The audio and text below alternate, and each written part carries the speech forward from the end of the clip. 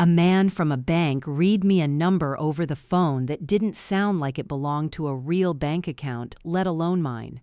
He said my name was on a trust I had never heard of, never signed for, never been told existed. There was 3,180,000 sitting in it, and the man who showed up 2 weeks later to tell me it was rightfully his was the son of a man I'd been told for 23 years had nothing to do with my husband's death. Good day, listeners. It's Carol Ann Whitfield here. Before I continue, like and subscribe and leave your comment. I was 54 years old, and I had spent the last 19 of those years running the cafeteria at Kettering Ridge Middle School on the east side of Dayton, Ohio.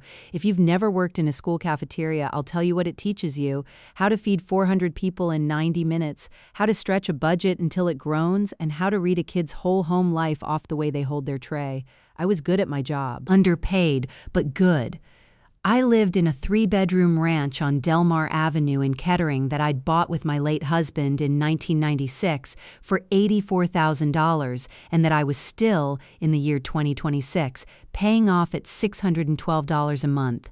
I drove a 2014 Chevy Equinox with 161,000 miles on it. I clipped coupons out of habit more than necessity. My idea of a splurge was the Friday fish fry at St. Albert the Great. I'm telling you all of this not to make you feel sorry for me, but so you understand exactly how far outside my own life the number 3,180,000 landed when it finally reached me. My husband was Walter Whitfield. He died on the 9th of March, 2003, in a fire that started in the detached garage behind our first house on Forer Boulevard, the workshop where he tinkered most nights after his shift at Ferris Tool and Die. He was 41 years old. I was 31, with a 6-year-old daughter, Emily, asleep in the house 40 feet away while the fire department worked. The official cause was ruled accidental, a fuel can too close to a space heater, the report said. And I believed it, because there was no reason not to, and because grief doesn't leave a lot of room for cross-examining a fire marshal's report. Walter was a machinist by trade and an inventor by temperament. He liked taking things apart to understand why they worked, and then figuring out how to make them work better. Our garage was less a garage and more a workshop with a car parked awkwardly in front of it. He kept a green metal toolbox on the top shelf that he never let me open. "Trade secrets," he'd say, laughing, and I let it go. The way you let a lot of things go when a marriage is otherwise good and a man is otherwise kind. Twice a month or so, he'd drive up to Cincinnati for what he called the Delacroix job, and he'd come back tired and a little quiet. And I never asked more than a wife asks about her husband's overtime.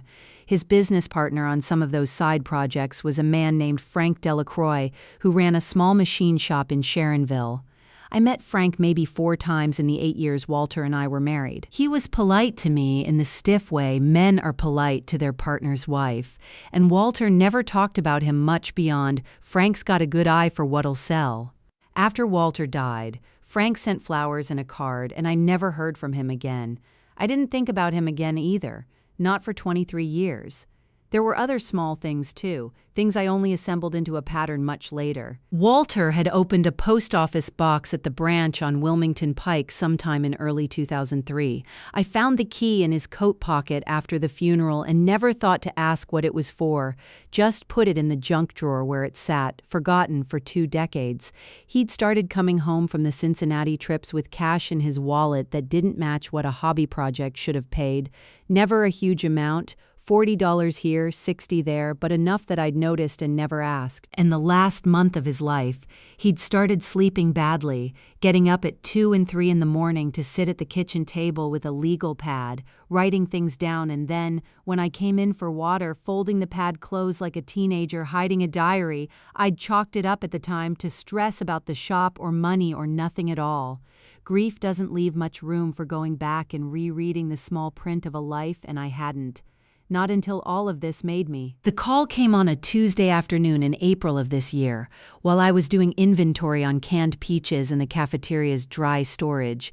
My cell phone doesn't usually ring during the school day, so I almost let it go to voicemail. I'm glad I didn't, Mrs. Whitfield. My name is Harold Pruitt. I'm a trust officer with Miami Valley Trust and fiduciary. I'm calling regarding an account matter that requires your attention. Do you have a few minutes? I told him I was at work, and could he call back after 4. He said very gently that this really couldn't wait for a call back. Could I come into the branch on Far Hills Avenue before end of day? Something in his voice, careful, formal, like a man reading off a script he'd rehearsed, made the hair go up on my arms. I got Deb Osterhaus to cover the last hour of lunch service for me, and I drove over still in my hairnet, which I didn't realize until I was sitting in the lobby. Harold Pruitt was maybe 60, silver hair, reading glasses pushed up on his forehead, a manila folder in front of him that he kept squaring up against the edge of the desk like it needed to be perfectly straight before he could bring himself to open it. He asked to see my driver's license and my late husband's death certificate, which thank God I still had a certified copy of in my firebox at home and had, for reasons I still don't fully understand, thrown in my purse before I left the house. Mrs. Whitfield, he said in 2003, a trust was established naming you as sole beneficiary contingent on a maturation clause that triggered this January. I'll be honest with you, in my 19 years doing this job, I've delivered this kind of news maybe 3 times. The trust is called Whitfield Cross Holdings. As of this morning's valuation, the corpus stands at $3,180,000. I remember my hands went cold first, actually cold, like I'd stuck them under tap water. I asked him to repeat the number. He did, slower. Where did this come from, I said. Walter didn't have that kind of money. He was a machinist. Harold slid a single page across the desk. It was a licensing summary from a company called Ridgeline Automotive Components, showing royalty disbursements going back to 2004 on a patent, U.S. patent 6,842,317, self-tensioning conveyor clamp assembly filed in 2000, granted in 2002, inventor of record listed as Franklin R. Delacroix. Your husband isn't listed as an inventor, Harold said carefully, but the trust was funded by an assignment of 15% of all royalties from that patent, in perpetuity, executed by a licensing escrow attorney named Dolores Kim in February 2003, 1 month before your husband passed. The trust document names you as beneficiary and instructs that it remain unopened and undisclosed until a maturation date tied to what would have been Mr. Whitfield's 63rd birthday. That date was January the 14th of this year.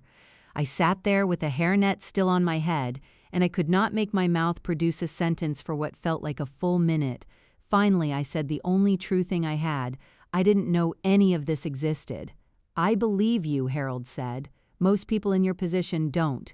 I didn't tell Emily that night.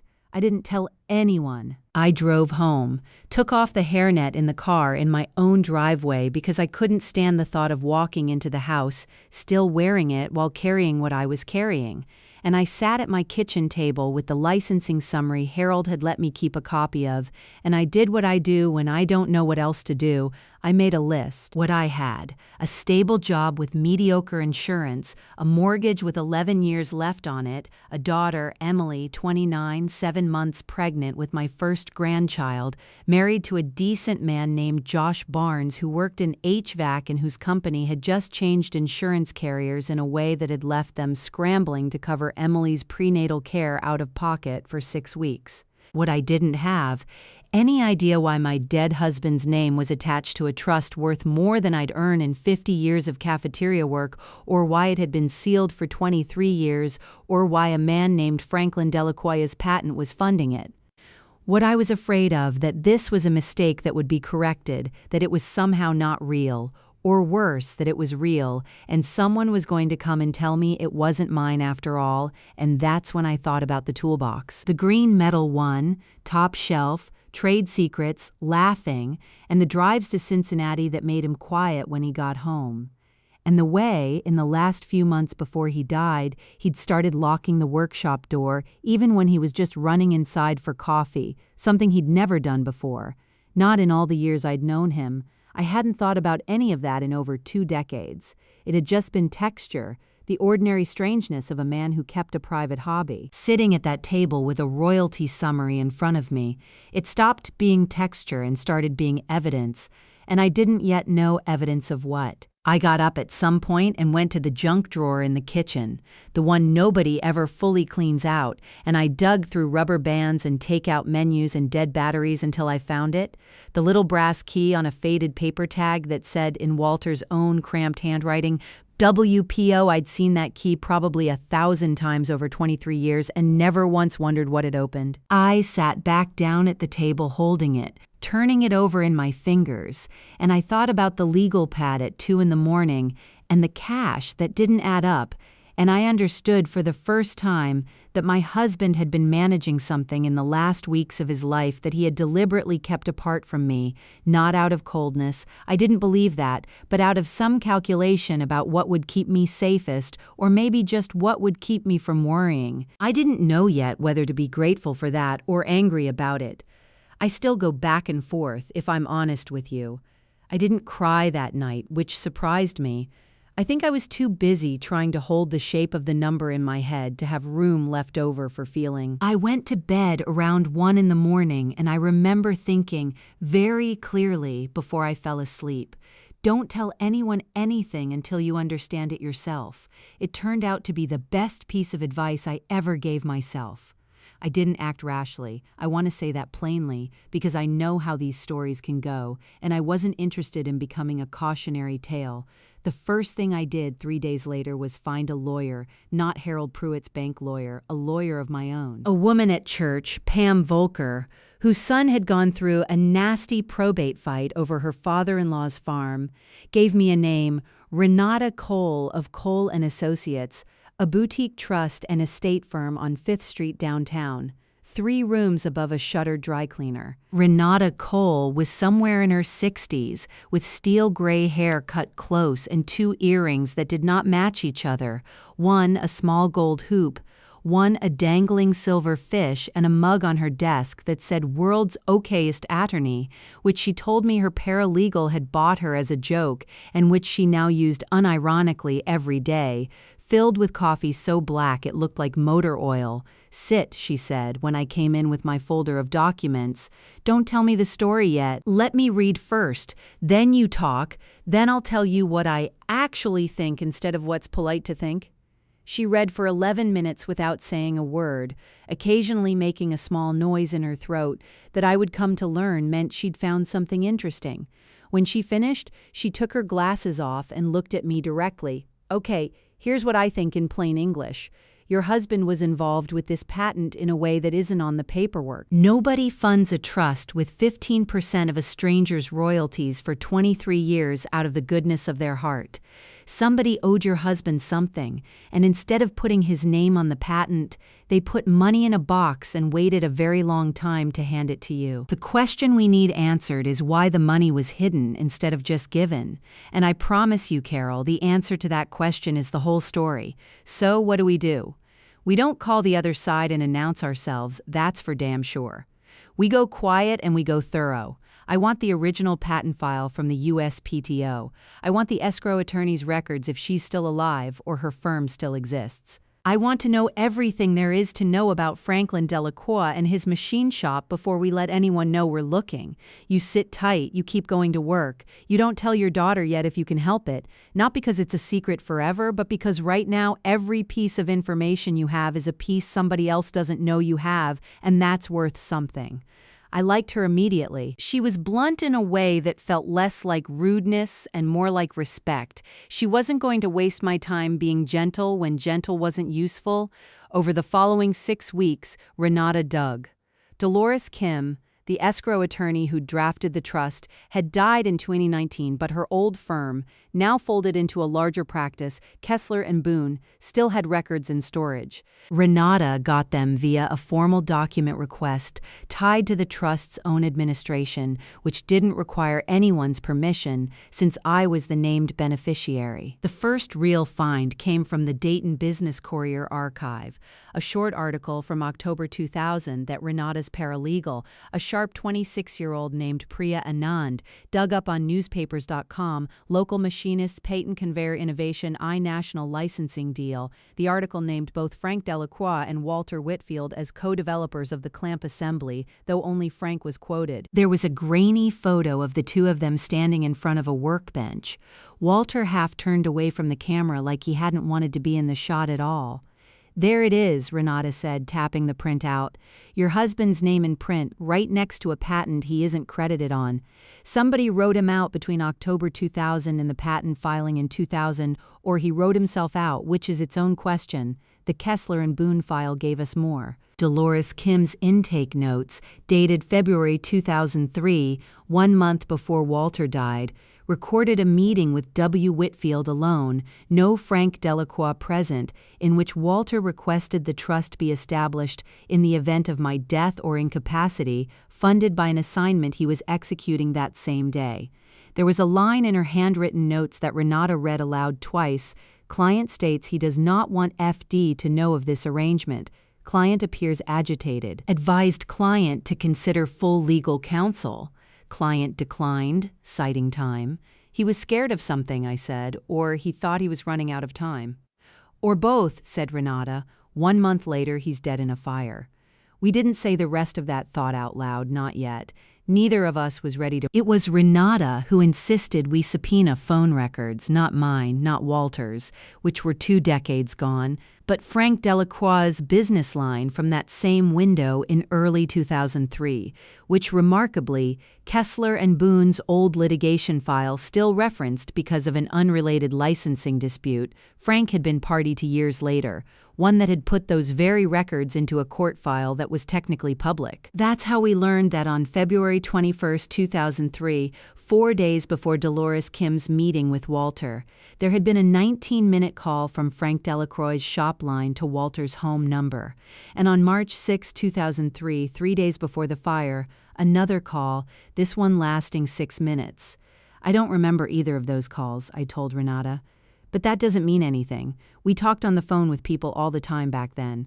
No, she agreed, but it means Frank and Walter were in contact right up until the end, at exactly the moment Walter was quietly setting up a trust behind Frank's back.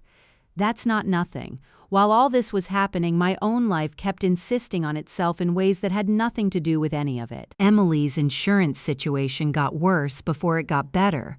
Josh's company's new carrier denied a prenatal ultrasound as not medically necessary that her OB had specifically ordered because of a marker on an earlier scan, and for about 10 days in May, I genuinely did not know whether I was going to be helping my daughter fight an insurance denial or sitting on a trust worth $3 million, sometimes both in the same afternoon. I want to be honest with you, it was disorienting in a way that money in theory doesn't fix money in practice. I still had $340 in my checking account and a granddaughter on the way, and a claims department that didn't care what might be sitting in probate. I paid the ultrasound bill myself, $612 out of my regular checking account, the same account that had the same balance it always had. Renata had been very clear that I shouldn't touch a dollar of the trust, or even act like I expected to, until the maturation was formally uncontested. The minute you start spending like it's yours, she said, you hand anyone who wants to fight you a reason to say you already believed you were entitled to it.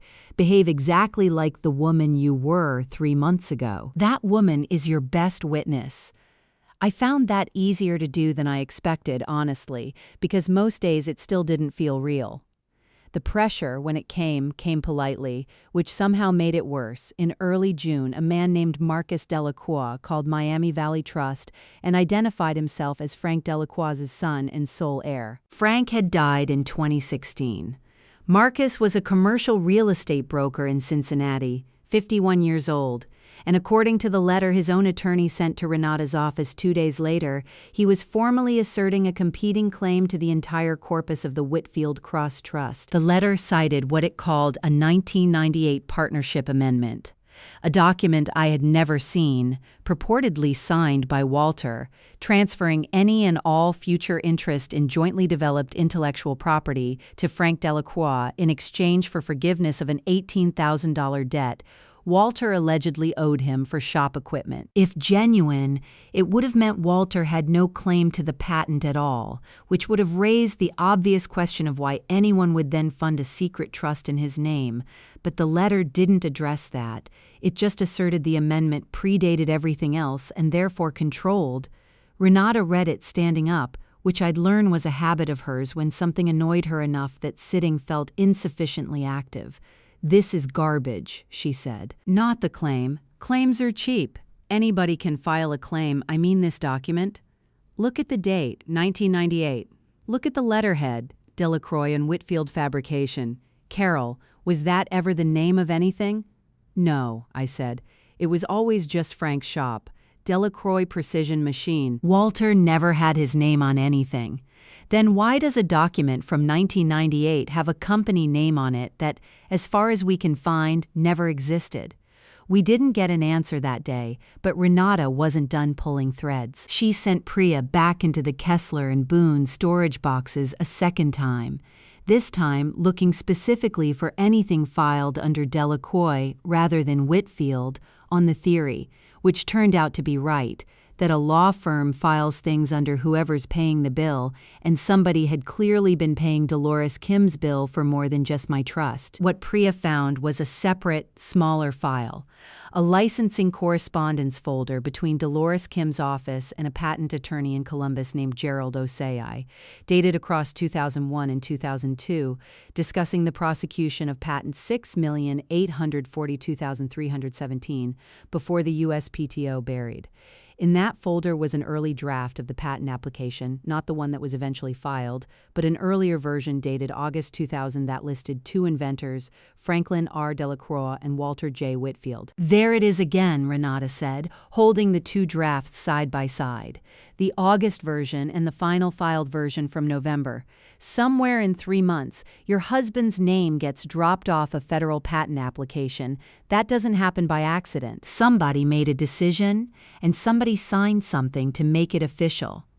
We found that something 2 weeks later, when the USPTO's own file wrapper, the complete prosecution history, available on request for any granted patent, arrived in response to a records request Priya had filed. Buried on page 41 was a one-paragraph inventorship correction declaration filed in October 2000 and signed by both men, stating that Walter Whitfield had been inadvertently and erroneously named as a co-inventor and requesting he be removed from the application in favor of Frank Delacroix as sole inventor. I stared at Walter's signature on that page for a long time. It looked like his handwriting. It probably was his handwriting, but it didn't tell us why he'd signed it. And Renata was quick to point that out before I could spiral. "A signature tells you a man held a pen," she said. "It doesn't tell you what somebody told him or promised him or threatened him with to get him to hold it. We're not done." It was around this time, early June, that the pressure started. The pressure, when it came politely, which somehow made it worse. In early June, a man named Marcus Delacroix called Miami Valley Trust and identified himself as Frank Delacroix's son and sole heir. Frank had died in 2016. Marcus was a commercial real estate broker in Cincinnati, 51 years old, and according to the letter his own attorney sent to Renata's office 2 days later, he was formally asserting a competing claim to the entire corpus of the Whitfield Cross Trust. The letter cited what it called a 1998 partnership amendment, a document I had never seen, purportedly signed by Walter, transferring any and all future interest in jointly developed intellectual property to Frank Delacroix in exchange for forgiveness of an $18,000 debt Walter allegedly owed him for shop equipment. If genuine, it would have meant Walter had no claim to the patent at all, which would have raised the obvious question of why anyone would then fund a secret trust in his name. But the letter didn't address that. It just asserted the amendment predated everything else and therefore controlled. Renata read it standing up, which I'd learned was a habit of hers when something annoyed her enough that sitting felt insufficiently active. "This is garbage," she said. "Not the claim. Claims are cheap. Anybody can file a claim. I mean this document? Look at the date. 1998. Look at the letterhead. Delacroix and Whitfield Fabrication, Carol. Was that ever the name of anything? No, I said. It was always just Frank's shop. Delacroix Precision Machine, Walter never had his name on anything. Then why does a document from 1998 have a company name on it that, as far as we can find, never existed? We didn't get an answer that day. What we got about a week later was a visit, not a threat exactly. Marcus Delacroix wasn't the kind of man who raised his voice, but a pressure all the same.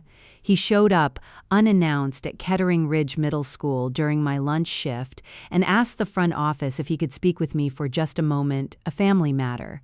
I met him in the front lobby in my apron, which I think he hadn't expected, and it seemed to throw him slightly off his rehearsed footing. "Mrs. Whitfield, I'm sorry to come to your work like this. I wanted to talk to you person to person before this gets any more complicated with lawyers. My father spent his whole life building that patent. I don't think it's right that money that came from his invention ends up somewhere it was never meant to go, based on some trust nobody in my family even knew existed. I'm not trying to hurt you. I'm trying to get back what's ours." "Marcus," I said, "I decided ahead of time, on Renata's advice, that if this ever happened, I would say almost nothing. I think you should talk to my attorney. I don't discuss this without her." He nodded, said he understood, said he hoped it wouldn't have to get ugly, and left a business card with the middle school secretary, Donna Fike, who gave me a look after he'd gone that said she thought the whole thing was stranger than she was letting on. It wasn't the last time. 2 weeks later, his attorney filed a motion asking the probate court to freeze distribution of the trust, pending a determination of rightful ownership of the underlying intellectual property assignment, which had the practical effect of putting the whole €3,180,000 in limbo indefinitely, right as Emily's due date crept closer and my own patience wore thinner. It was, Renata told me flatly, a pressure play, not a strong legal position. "He's betting you'll get tired and settle for a fraction just to make it go away. Would you?" I asked her. "Get tired?" She looked at me over her glasses. "I have never once in 31 years gotten tired before the other side did. That's not ego, Carol. That's just math. I bill in 15-minute increments and I sleep fine at night." Can you say the same about Marcus Delacroix, who's currently funding a probate fight out of a real estate commission account during a slow year for commercial listings? Let's find out. The gotcha, when it came from paper, which is exactly where Renata had told me from the start it would. Priya, the paralegal, had spent weeks tracking down a forensic document examiner named Ronald Akabe, who Renata used regularly for contested will cases. When the 1998 partnership amendment was finally produced in discovery, the actual physical original, which Marcus's attorney was reluctant to hand over but was eventually compelled to under court order, Akabe ran 3 separate tests on it: ink chromatography, paper stock dating, and a comparison of the signature against 6 known authentic Walter Whitfield signatures Renata had pulled from our marriage license, his union card, and 2 checks from 1997 and 1999 that I still had in an old file box. His report ran 9 pages, but the conclusion fit in 1 paragraph, which Renata read to me over the phone and which I still have memorized close to word for word. The ink used for the signature line was a gel-based formulation that, according to manufacturer records, was not commercially available until 2006, 3 years after Walter's death. The signature itself showed pen lift patterns and stroke pressure inconsistent with Walter's known hand, and consistent instead, in Akabe's professional opinion, with a traced forgery.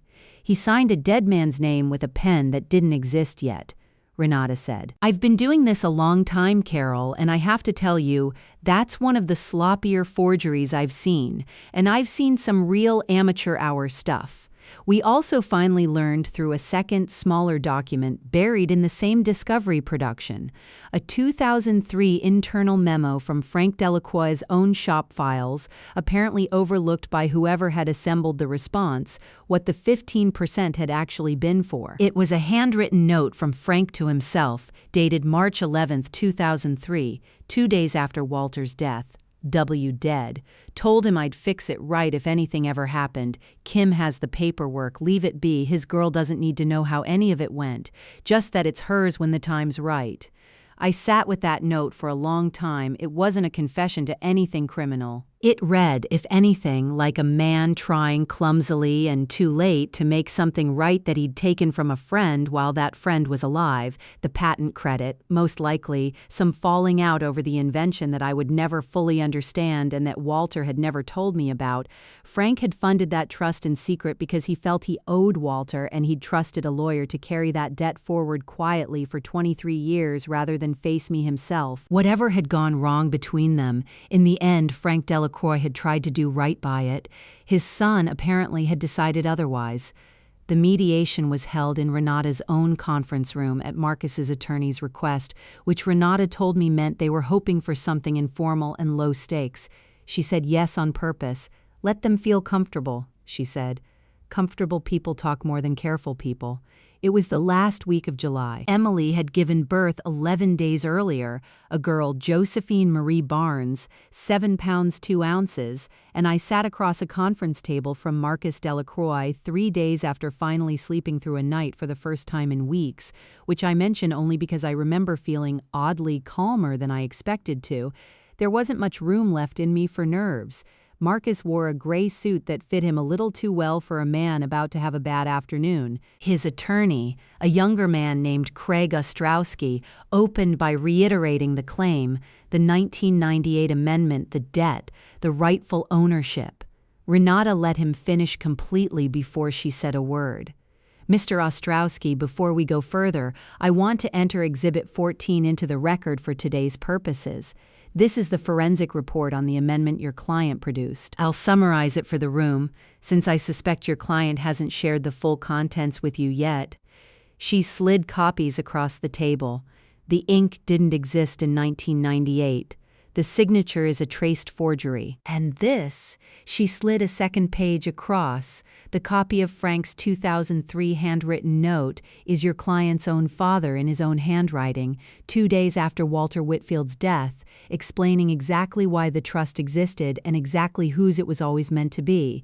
The room went quiet in the particular way a room goes quiet when everyone in it understands, at the same moment, how the rest of the conversation is going to go. I watched Marcus's hands. He'd had them folded on the table the whole meeting, still and composed, the posture of a man used to sitting across from people during difficult negotiations.